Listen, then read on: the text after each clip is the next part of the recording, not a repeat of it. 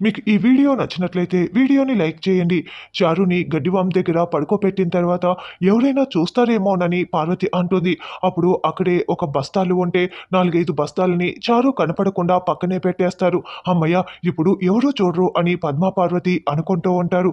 అది సరే కానీ వదినా, పొద్దున్నే లేచి నేను ఇక్కడికి ఎలా వచ్చాను అని మనల్ని అడిగితే ఏం సమాధానం చెప్పాలని పార్వతి అంటే, నువ్వు నిద్రలో లేచి నడిచొచ్చి ఇక్కడ పడుకుందామని చెప్దాంలే పార్వతి, రా వెళ్దాం అని పద్మ అంటుంది. అలా వాళ్ళిద్దరూ లోపలికి వెళ్ళిపోతారు. దోమలు కొడుతున్నా కూడా చారు అలా ఇలా చంపుకుంటూనే రాత్రంతా నిద్రపోతుంది. ఉదయాన్నే కాకిరెట్టతో చారుకి మెలకువ వస్తుంది. అదేంటి, పొద్దున్నే ఈ పేస్ట్‌ని నా ముఖాన పడేసింది ఎవరు అని చూసుకుంటూ ఉంటుంది. అయితే చుట్టూ ఒకసారి చూసుకొని, అరే! నేను హాల్‌లో పడుకొని ఉన్నాను కదా! ఇక్కడికి ఎలా వచ్చాను? ఛీ! ఈ పేస్ట్ ఒకటి అని అనుకుంటూ పైకి చూస్తుంది.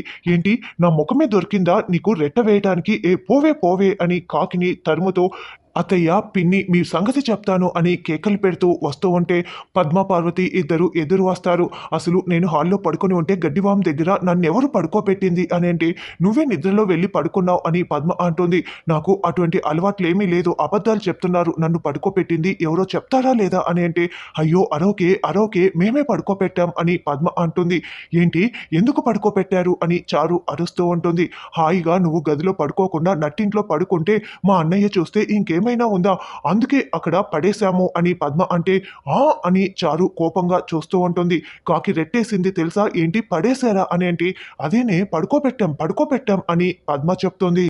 నిద్ర బాగా పట్టిందా అనేంటి, పట్టు పానుపు కదా ఎందుకు పట్టదు అని చారు వెట్కారంగా మాట్లాడుతూ ఉంటుంది.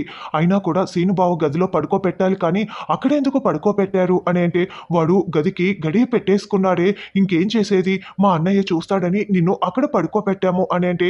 పెద్దనాన్న చూడాలనే నేను అక్కడ పడుకున్నానని చారు చెప్పడంతో ఇద్దరు నోరు తెరుచుకొని వింటూ ఉంటారు. నా ప్లాన్ అంతా కూడా చెడగొట్టారు అని చారు లోపలికి వెళ్తుంది.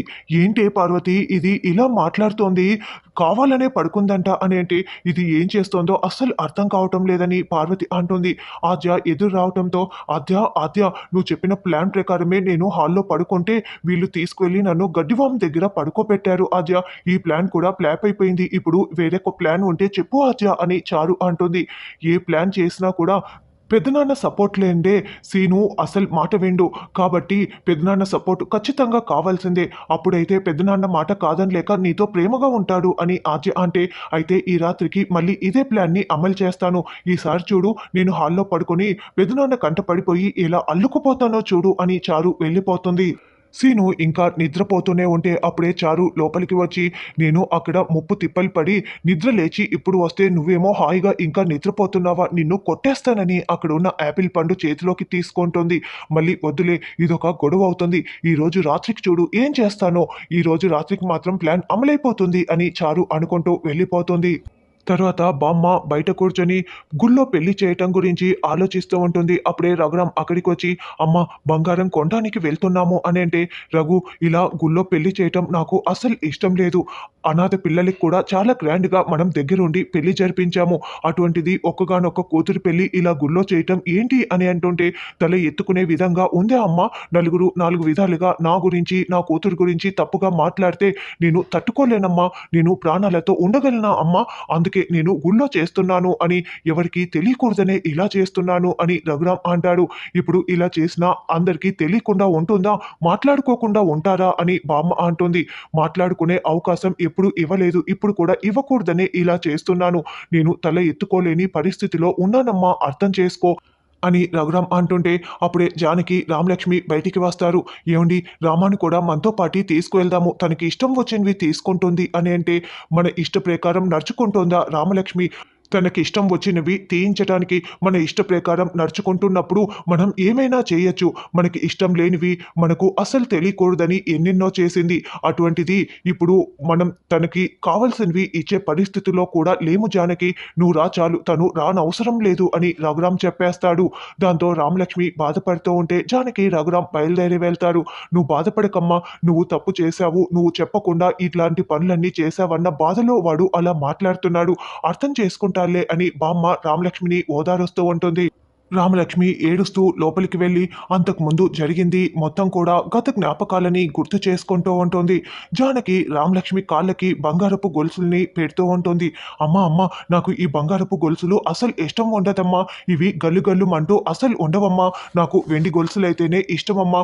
అవి పెట్టుకుంటే గల్లు గల్లుమంటూ చాలా బాగుంటాయి. పెట్టొద్దంటే ఇలా పెడుతున్నవి ఏంటమ్మా అని రామలక్ష్మి మొండికేస్తున్నా కూడా రామలక్ష్మికి ఇష్టం లేకున్నా కూడా లేదు, అందరూ బంగారం అంటే ఆడపిల్లలు చాలా ఇష్టపడతారు. నువ్వేమో ఇలా బంగారాన్ని వద్దంటున్నావు. నేను ఈ గొలుసులు పెట్టాల్సిందే అని జానకి బలవంతంగా రామలక్ష్మి కాళ్ళకి బంగారపు గొలుసుల్ని పెట్టేసి ఉంటుంది. తర్వాత రామలక్ష్మి పో అమ్మా, నువ్వు ఎప్పుడు ఇంతేనని అలిగి వెళ్ళి పడుకొని నిద్రపోతూ ఉంటుంది. నిద్రపోతున్న రామలక్ష్మి దగ్గరికి రఘురాం వచ్చి బంగారపు గొలుసులు సౌండ్ రాలేదని చెవు దగ్గర కాళ్ళను పెట్టుకొని చూసేసి తాను తీసుకొచ్చిన వెండి గొలుసుల్ని కాళ్ళకి పెడతాడు. అలా కాళ్ళని ముద్దు కూడా పెట్టుకుంటాడు.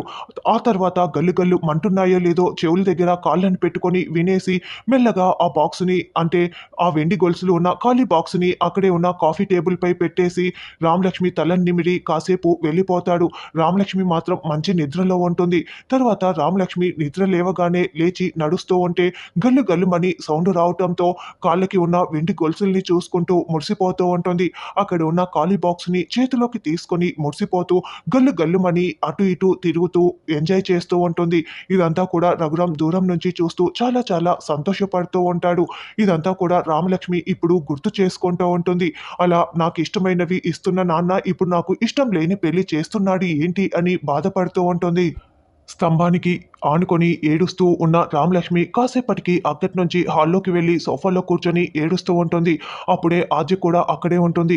రామా, ఏమైంది, ఎందుకు ఏడుస్తున్నావు అంటూ ఆద్య రాగానే, నాన్న అసలు నాతో సరిగ్గా మాట్లాడట్లేదు, మునుపట్ల అసలు ఉండట్లేదు. ప్రశాంత్ మంచివాడు కాదని ఎంత చెప్పినా నా మాటలు నమ్మట్లేదు ఆద్య.